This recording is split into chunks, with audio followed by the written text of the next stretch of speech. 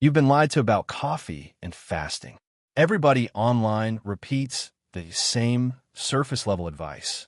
Coffee is fine during a fast. Coffee boosts fat burning. Coffee won't break your fast. But nobody ever explains why some people lose fat effortlessly with coffee, while others feel anxious, tired, hungry, inflamed, and stuck in the same body for years. The truth is simple. Coffee can supercharge your fast or completely destroy it, depending on how you drink it, when you drink it, and what you add to it. Most Americans are accidentally doing it in the exact worst possible way. Today, you're going to learn the full truth without shortcuts, without hype, without the typical Instagram nonsense. By the end, you will know when coffee helps your fast, when coffee ruins your fast, when coffee spikes cortisol, when coffee blocks fat burning, exactly what to drink instead, and the rules that guarantee results. Let's begin. Coffee is one of the most consumed drinks in America. More than 164 million Americans drink it daily. And the majority drink it first thing in the morning, usually on an empty stomach. And that's exactly why coffee matters so much during a fast. When you are fasting, your insulin is low, your cortisol is rising, your body is shifting into fat-burning mode, your brain is switching fuels, your gut is resting. Your hormones are sensitive. Coffee interacts with all of this. It doesn't just wake you up. It triggers your nervous system, your stress hormones, your digestion, your liver, your fat cells, and even your hunger signals. Most people think coffee is just caffeine, but that is not true. Coffee contains over 1,000 bioactive compounds, acids, oils, antioxidants, stimulants, hormone-modulating molecules, all of which affect your fast. This is why two different people can drink the same cup. One feels energetic and clear. The other feels anxious, shaky, hungry at 11 a.m., or tired by afternoon. The difference is how coffee interacts with your fasted state. Let's break this down in simple terms. When you drink coffee while fasting, these hormonal systems react almost immediately. 1. Cortisol, your stress hormone. 2. Adrenaline, your alertness hormone. 3. Insulin, your fat storage regulator. 4. Ghrelin, your hunger hormone. 5. Dopamine, your motivation chemical. Coffee doesn't gently nudge these hormones. It hits them like a switch. Let's go deeper. Cortisol spike. The moment you drink caffeine on an empty stomach, cortisol rises. This is not always bad. Cortisol is supposed to rise in the morning. But in modern life, poor sleep, stress, late nights, phone addiction, your cortisol rhythm is often already messed up. Now imagine pouring caffeine on top of that. For some people, cortisol spikes too high. Blood sugar rises. Insulin wakes up. Fat burning slows temporarily. Anxiety increases. Hunger appears sooner. This is why many Americans say, I feel wired but tired. I get hungry fast. I can't fast past 11 a.m. I crash in the afternoon. That is not a fasting problem. It's a cortisol caffeine timing problem. Here is the truth. Coffee does not break a fast biologically. Coffee can break a fast metabolically, depending on what you add. Black coffee equals fasting safe. Coffee with sugar equals fast broken. Coffee with milk/creamer equals fast broken. Coffee with heavy cream equals depends on goal. Coffee with sweeteners equals depends on the person. But the real danger is not calories. The real danger is the hormonal reaction coffee creates. A fast is not just about calories. Fasting is a hormonal protocol. And coffee changes hormones quickly, especially in people who are stressed, inflamed, sleep-deprived, or metabolically imbalanced. Here's the part nobody explains well. Coffee has two effects on fat burning. Effect number 1. It increases fat burning. Caffeine can increase adrenaline, increase fatty acid mobilization, increase energy, improve focus, suppress appetite temporarily. This is why coffee can feel like a superpower during fasting. But effect number 2, it can block fat burning. Here's how. If cortisol goes too high, blood sugar rises. If blood sugar rises, insulin rises. If insulin rises, fat burning pauses. This is the reason coffee helps some people and hurts others. Here's the big secret. Most Americans are already running on high cortisol. Why? Poor sleep, late screen exposure, stressful jobs, processed food, blood sugar instability, financial stress, relationship stress, too much caffeine, too little protein, sedentary lifestyle. Now imagine pouring coffee on top of an already stressed system. The result? Anxiety disguised as hunger, fatigue disguised as not enough coffee, adrenal fatigue patterns, afternoon crashes, belly fat, centered fat storage. This is why so many people think, I do everything right, but I can't lose belly fat. It's not the coffee alone. It's the timing of the coffee. Here's the rule. The later you drink your coffee, within reason, the more stable your fasting hormones stay. The worst time, immediately upon waking. The best time, 60 to 90 minutes after waking. Because when you wake up, cortisol is already high. Your body is adjusting to consciousness. Your blood sugar is stabilizing.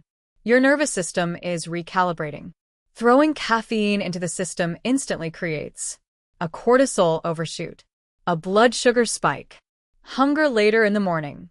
But delaying coffee 60 to 90 minutes allows natural cortisol rhythm to peak, reduces jitters, prevents afternoon crash, extends fasting window, improves fat burning stability.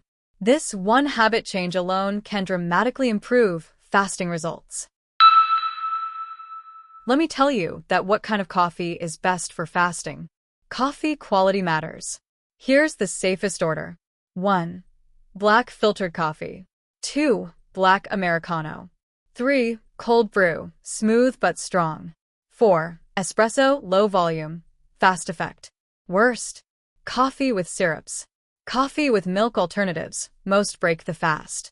Coffee with creamers. Coffee with whipped cream. Coffee chain drinks disguised as coffee but actually desserts. Let's go through the mistakes Americans make every morning, the ones quietly killing their fasting results. Mistake number 1. Drinking coffee before hydrating. After 7 to 8 hours of sleep, your body wakes up dehydrated, and coffee dehydrates you even further. When that happens, cortisol rises and fat burning slows. That's why the first thing your body actually needs each morning is water, about 300 to 400 milliliters, before you take your first sip of coffee. Mistake number 2. Drinking coffee after a night of poor sleep. When you sleep poorly, your cortisol is already elevated. Adding caffeine at that moment doesn't give you energy. It turns your fast into stress. The solution is simple. Protect your sleep by avoiding late-night screens and keeping a consistent sleep schedule so your morning coffee works with your body, not against it. Mistake number 3. Adding milk or cream without realizing it. Even 1 or 2 tablespoons of milk or creamer will break a fast, yet most people add it automatically every morning. If your goal is clean fasting, stick to black coffee only so your hormones stay in the fat-burning zone. Mistake number 4. Drinking too much coffee. More coffee does not mean more fat loss. In fact, too much caffeine raises cortisol, increases cravings, disrupts sleep, and creates that classic afternoon crash. You'll feel far more stable when you keep your morning coffee to 1 or 2 cups at most. Mistake number 5. Using coffee to avoid breakfast. A lot of people use coffee to push their fast longer, but skipping nourishment for too long can confuse your cortisol rhythm, trigger binge eating later, and slow down your metabolism. Your body performs best when you break your fast with protein, not just caffeine. What to drink instead? Here are the best drinks during fasting. 1. Electrolyte water, no sugar. 2. Warm water with lemon, does not break fast. 3. Green tea, lower caffeine, gentler. 4. Herbal teas, 0 calories. 5. Black coffee, timed right. Here is the exact protocol used by high performers to boost fasting 10x. Step 1. Wake up. Step 2. Drink 300 to 400 milliliters water. Step 3. Wait 60 to 90 minutes. Step 4. Drink black coffee. Step 5. Stay hydrated. Step 6. Break fast with protein. Step 7. No caffeine after 1 p.m. This protocol reduces cortisol spikes, improves fat burning, prevents hunger crashes, enhances mental focus, supports stable fasting hormones. Coffee becomes harmful when your sleep is poor. You rely on caffeine for energy. You drink it on an empty stomach at 6 a.m. You feel anxious after drinking it. You get hungry too early. You feel tired by afternoon. These are not normal. They're signs your cortisol rhythm is damaged. High morning cortisol triggers fat storage around the belly, late night hunger, afternoon exhaustion, poor sleep, overeating. If your belly fat is not moving, your coffee timing is likely part of the problem. For women, coffee hits harder. Higher cortisol sensitivity, higher adrenal sensitivity, menstrual cycle effects, lower overnight glycogen levels. Women often do better when coffee is delayed until after the first meal. When breaking your fast, avoid sugar, processed carbs, pastries, cereal, oatmeal without protein, because caffeine increases nutrient demand.